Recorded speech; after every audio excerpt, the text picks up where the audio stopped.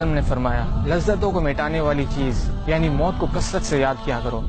ایک انصاری نے عرض کیا یا رسول اللہ مومنوں میں سے سب سے زیادہ عقل مند کون ہے؟ آپ صلی اللہ علیہ وسلم نے ارشاد فرمایا جو موت کو زیادہ یاد کرتا ہو اور موت کے بعد آنے والے وقت کے لیے اچھی تیاری کرتا ہو وہ سب سے زیادہ عقل مند ہے۔ رسول اللہ صلی اللہ علیہ وسلم نے فرمایا اگر تم وہ باتیں جان لو جو میں جانتا ہوں تو تم ہنستے کم اور روتے زیادہ، بستروں پر بیویوں سے لطف اندوز نہ ہو سکتے اور اللہ کی پناہ طلب کرتے ہوئے میدانوں کی طرف نکل جاتے۔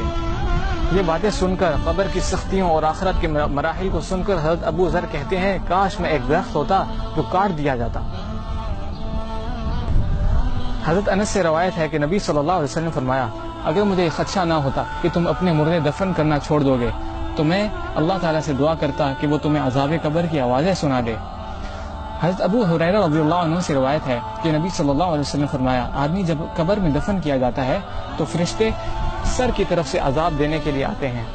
تو تلاوت قرآن اسے دور کر دیتی ہے، جب فرشتے سامنے سے آتے ہیں تو صدقہ خیرات اسے دور کر دیتا ہے، اور جب پاؤں کی طرف سے فرشتہ آتا ہے تو مسجد کی طرف چل کر جانا اسے دور کر دیتا ہے۔ میرے محترم بھائیوں اور بہنوں، میت کے ساتھ تین چیزیں جاتی ہیں، دو واپس آ جاتی ہیں اور میت کے ساتھ ایک ہی چیز رہ جاتی ہے۔ میت کا اہل و عیال، مال اور اعمال اس کے ساتھ جاتے ہیں، اس کا اہل و عیال اور مال واپس آ جاتا ہے، صرف اس کے ساتھ اس کے اعمال رہ جاتے ہیں۔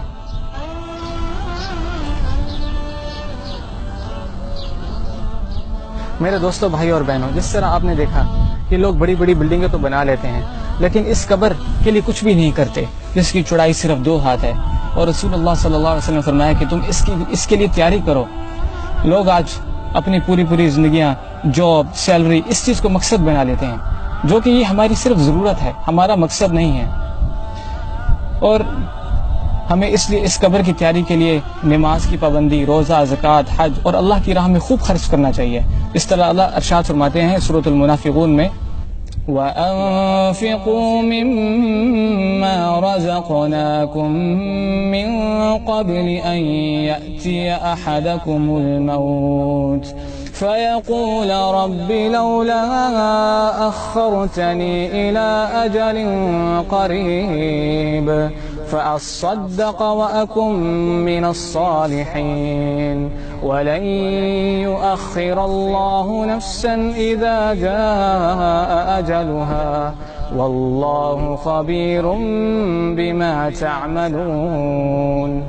ترجمہ، اور ہم نے جو مال تمہیں دے رکھا ہے اس میں سے خرچ کرو اس سے پہلے کہ تمہیں موت آ جائے اور تم یوں کہنے لگو کہ اے میرے پروردگار تو ہمیں تھوڑی سی مہلت کیوں نہیں دیتا کہ ہم دنیا میں واپس جائیں اور صدقہ کریں اور نیک لوگوں میں سے ہو جائیں۔